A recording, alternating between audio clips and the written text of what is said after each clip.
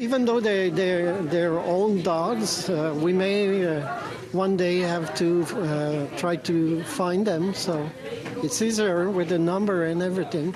Only a few weeks left to microchip your dog or cat. We'll tell you how Montreal's new bylaw will come into play. I love dogs. They're just everyone's best friend. I mean, these are obviously not my dogs. I love your dogs. But like, yeah, they're so accepting and so lovable. Like, you know, even when you're sad, no matter what you're feeling, they're always there for you. It's the cutest study break you could ever take, and it's very calming too. These therapy dogs are trained to help students deal with the stress of schoolwork and exams. We started with 2 visits a year at McGill University, and now there's well over 100 visits. With Concordia, with the CEGEPs as well. There's not a lot of opportunities for them to take a break, so we wanted to be able to offer a few things to let them de-stress and make their lives a little easier.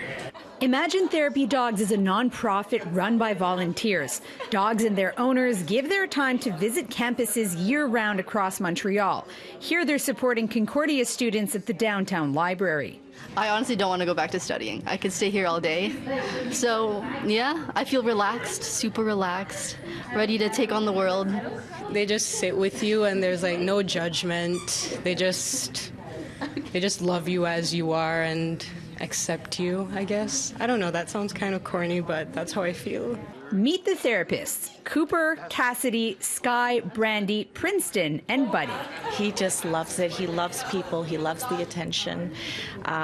He's so happy when I put on his work leash. He can't wait to get out there and work and meet with the young adults. So it's really a win-win. Do you like being a therapist? He's the best therapist because he doesn't talk back. He's a very good listener. The dogs help beyond the campus too, visiting young kids with reading difficulties, seniors in long-term care facilities, and more.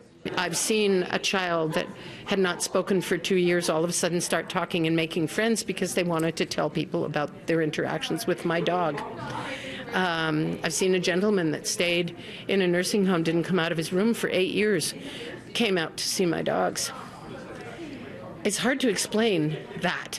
Harriet and her dog Brandy started the nonprofit. Together they've done over 700 sessions. Well, they seem to know what they're supposed to do. They just like making people feel good. And so that's what they do. The handlers actually need more training than the dogs do.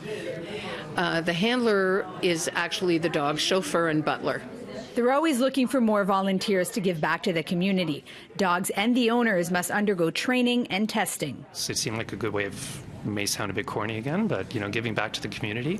And so we really enjoy this work. It gives me time as well to spend with the dogs and to share what they bring to me with other people. Cassidy, do you want to say anything about being a therapist? Do you love being a therapist? Oh, yes. Thank you for the kisses. Thank you. In Montreal, Tenneriello, City News.